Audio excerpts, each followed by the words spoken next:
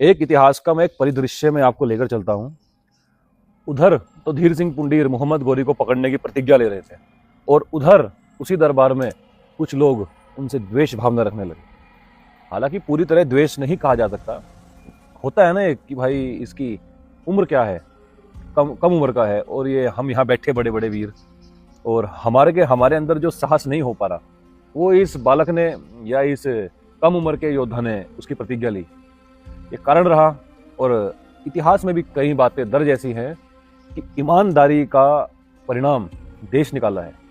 दुर्गादास राठौड़ जी के बारे में तो आपने पढ़ा ही होगा, सुना ही होगा। धीर सिंह पुंडीर भी वही करेक्टर है।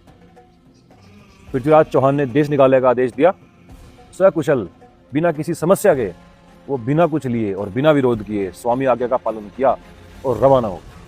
कहाँ आए? अपने भाइयों के पास, मनहार खेड़ा, वर्तमान में शामली जिला, मुजफ्फरनगर जिले के पास, सहारनपुर के बीच पास।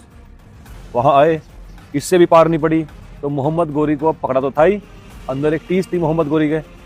अब उसे पकड़ने, धीर सिंह से बदला लेने के लिए मोहम्मद गोरी को भी चाल चलनी पड़ी। आमने सामने में तो कभी हरा ही नहीं पाया वो, चाल क्या चली।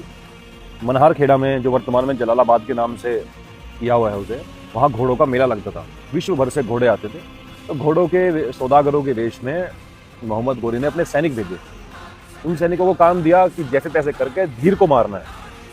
वो आए, अब क्षत्रियों में परंपरा है मेहमान नवाजी की, कोई आएगा तो शरण मिलेगी, कोई रुकने आया है तो रुको, कोई समस्या नहीं। उनको खाना पीना सब में बंदोबस्त किया, इंतजाम करा।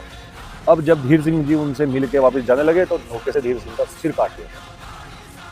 पर वो साधक थे, वही क्षत्रिय रक्त से ओत-प्रोत, वही भगवती के आशीर्वाद से प्राप्त उनके जो शक्ति थी, उसका जो स्तोत्र था, वो संस्फुटित हो गया। और आप बिना शेष के युद्ध करते हुए उन 200 सौदागर जो पठान थे, उन्हें मौत के घाट उतार दिया गया, काट दिए गए। और उनका धड़ वर्तमान में गांव देवबंद के अंदर जखवाला गांव है, वहाँ पे माँ रणचंडी का मंदिर है। उस मंदिर से कुछ ही दूरी पे पहले उनका धड़ शांत हो गया। आज भी उनका वहाँ स्थान है, आज भी उनकी पूजा होती है।